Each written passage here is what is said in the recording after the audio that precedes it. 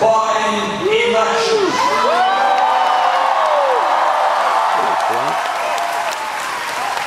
When you have the Koch brothers and a handful of other billionaires.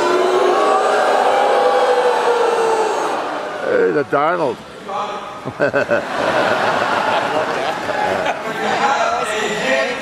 A little burner, yep. Spending more money in this election cycle. I think you made my day. That made my day right there. That's not democracy, that's our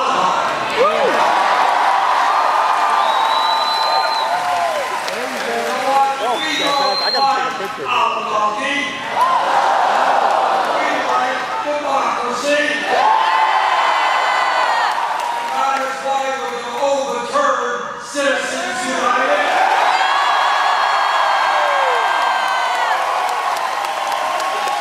Why we're going to move for public funding of elections. Now, while we're on this subject, let me mention some fundamental differences One more, just to between wait for you. Secretary Clinton and myself. Thank you. Now, we began this campaign, as many of you know, about 10 months ago. We were 3% in the polls, about 70 points behind Secretary Clinton. We had no money, we had no political organization, and nobody in America knew who I was. Other than that, we were pretty good shape. And we had to make a decision, early on. And then all the pundits and all the political geniuses said, look, the only way you can raise the kind of money that you need is to set up a super PAC. Well, we thought about it for about a tenth of a second, and what we said is, we don't represent Wall Street. Nope. We don't represent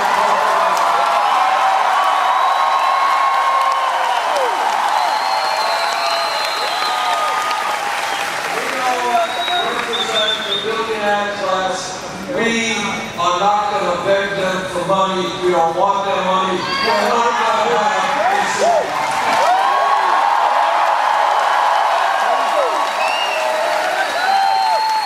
What we did, and honest to God, in a million years, I would not have told you that this would have been possible. What we said is to the working families of this country, look, if you want real change, if you want an economy that works for all of us, help us out. And what happened in the last 10 months is we have received over 5 million individual.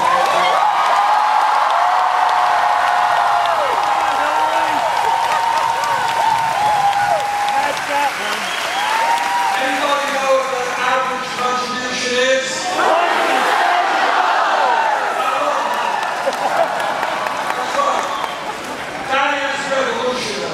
What we are showing is you can run a national winning campaign without being dependent on Wall Street and big money.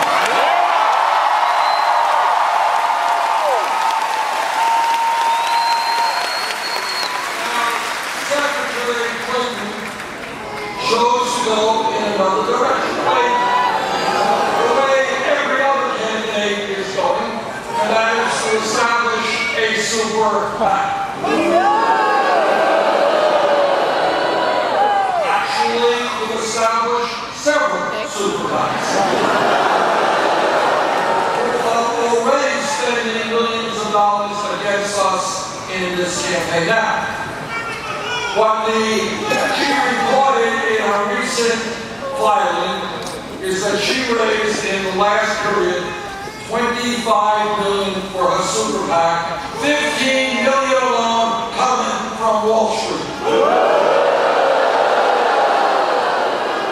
And millions more coming from other special interests like the fossil fuel industry and other products. And on top of that, as many of you know, Secretary Clinton has given speeches behind closed doors to Wall Street financial institutions and received $225,000 per speech.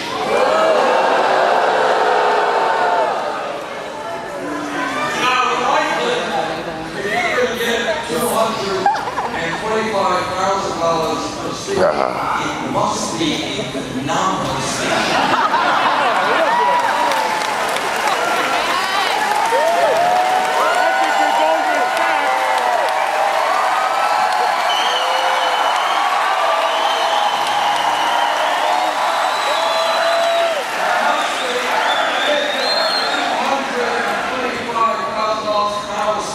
It must be brilliant, insightful, and I think it is such a great speech, it should be shared with the American people.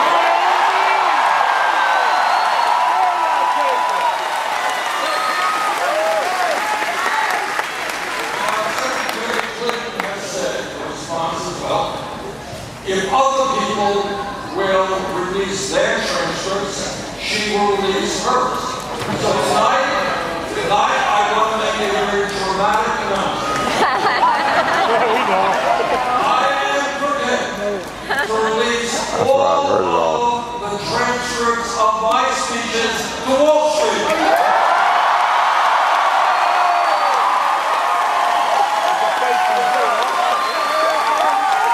That's pretty easy because there were no speeches.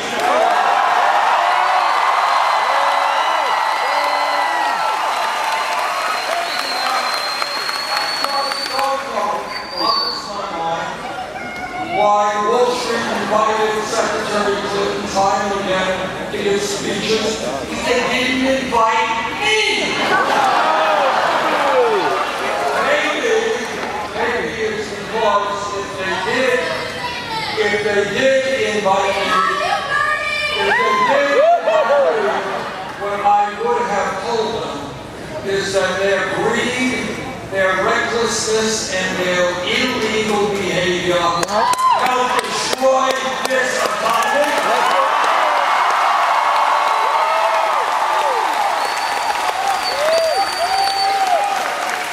I told them that it was time to reestablish a 21st century Glass-Steagall bill.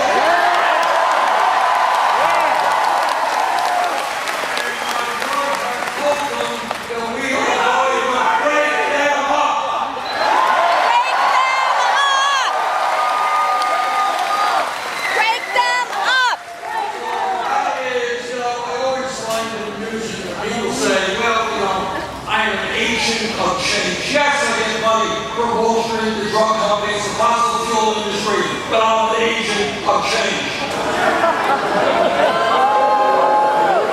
I don't think so.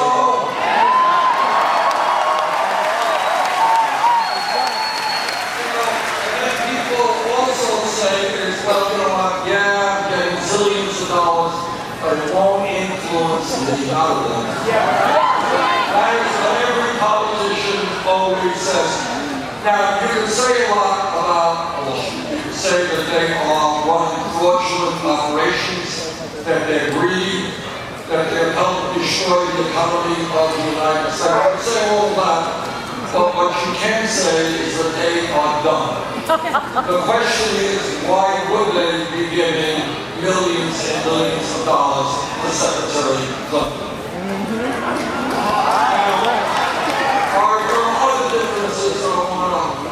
Spend a moment on. One of the differences is that Secretary Clinton has received the endorsement of many senators and congressmen, and some of them are my friends and good people, but she has also received the strong endorsement of Mayor Rahm Emanuel.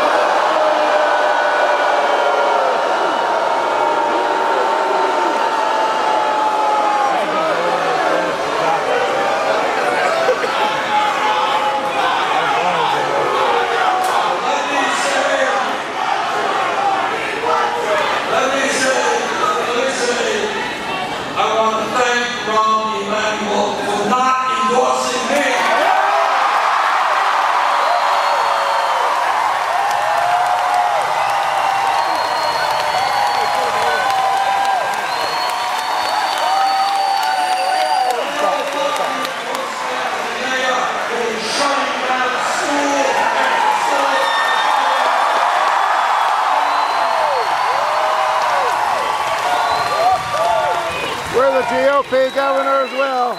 There is another difference between Secretary Clinton and myself on a very, very important issue that has impacted the entire country and especially the Midwest. And that is our disastrous trade policies that have cost us millions of dollars.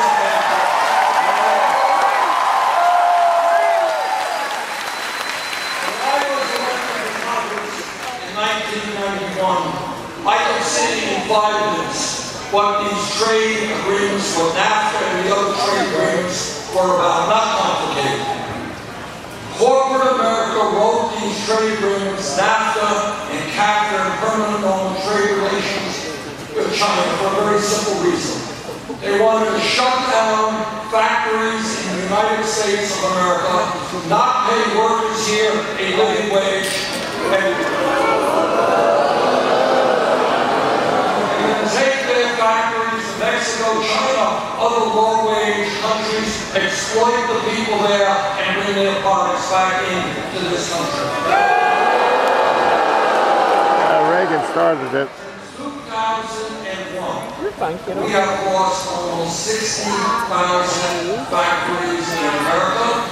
Not all of it attributable to trade, but a lot of them. We have lost millions of jobs because of these disastrous trade policies written by corporate America. I am proud to tell you that I have not only opposed, but helped lead the effort against all of these disasters.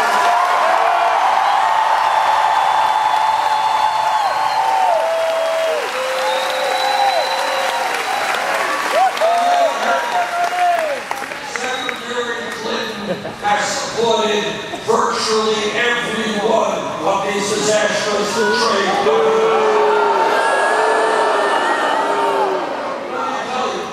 Right now, I'm helping to lead the opposition to another disastrous trade agreement called the Trans-Pacific Partnership.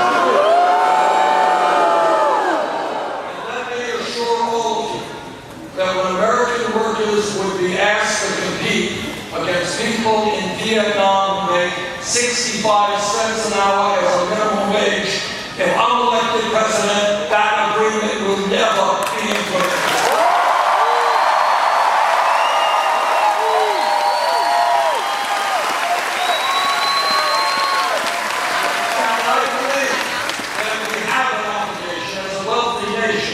To do everything that we can to help poor people all over America.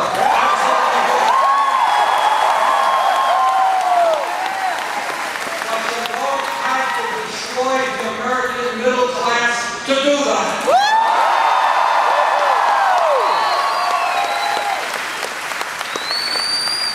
Everybody here knows that foreign policy is a very important part of what a president does. Chicken Hawk Clinton. In 2002, when I was in the House, Secretary Clinton in the Senate, Congress debated the most important foreign policy issue in the modern history of our country. I listened very closely to what President Bush and Vice President Cheney and all these guys had to say.